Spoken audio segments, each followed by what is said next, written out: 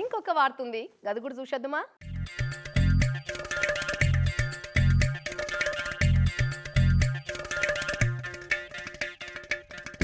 ఓరి వీళ్ళ దుంపలు దేగా చూస్తున్నారా ఈ అల్లమెల్లిగడ్డ తయారు చేసే విధానం ఎట్లుందో. బూట్ల కాళ్ళతోటి, చెప్పుల కాళ్ళతోటి, ఒట్టి కాళ్ళతోటి, మట్టి కాళ్ళతోటి నానబెట్టిన అల్లమెల్లిపాయలను తొక్కి పొట్టు తీసి పేస్ట్ తయారు చేస్తున్నట్టున్నారు. ఆ బూట్లు చెప్పులను అడుగుతున్నారో లేకుంటే అట్లే పస దొక్కి పాడి చేస్తున్నారో కానీ పట్నం చాదర్గట్ ఏరియాలో నడుస్తున్న కల్తీ అల్లమెల్లిగడ్డ పేస్ట్ తయారీ దందా ఇది. వీళ్ళిట తయారు చేస్తున్నారన్న సంగతి రసూల్పురా వినాయక వీధి పబ్లిక్ ఫిర్యాదు ఇస్తే south east zone task force పోలీసోళ్ళు, జిహెచ్ఎంసీ ఫుడ్ సేఫ్టీ అధికారులు కలిసి దాడి చేస్తే తయారు చేస్తున్న వీళ్ళ తరీక చూసి అధికారులే ఆశ్చర్యచకితులు అయ్యారట.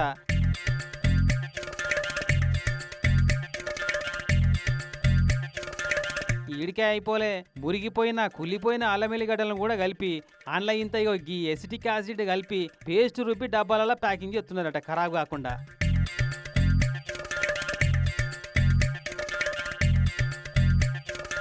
ఇటువంటి అల్లమెల్లిగడ్డ తింటే ఇంకేమైనా ఉంటుందా? వీళ్ళ పని అలగా పెట్ట తినేది మనం కాదు కదా అని ఎట్లా పడితే అట్టనే తయారు చేసి అమ్ముకుంటా సొమ్ము చేసుకోవట్టే. బీఆర్కేలు వచ్చి ఇండ్లు కిరాయి తీసుకొని ఇసంటి కల్తీ దందా చేస్తున్నారట. ఈ అన్నిటిని తీపిచ్చి మూసిలా వారేపిచ్చి దుకాణం సీజ్ చేసి కేసు పెట్టిరు. కానీ ఏం తినబోయినా కలితే ఏది కొనబోయినా నకిలే అన్నట్టు నడుస్తుంది కాలం. అయితే చూసిరు కదా, ఇన్స్టెంట్ గా పని వెళ్తుందని తయారైన పేస్ట్ కొనుక్కపోదామంటే గిట్ట తయారు కాబట్టి ఇసంటి చేయబట్టి నియతగా తయారు చేసి అమ్మేటోళ్ళ బిజినెస్లు కూడా బంద్ కాబట్టి.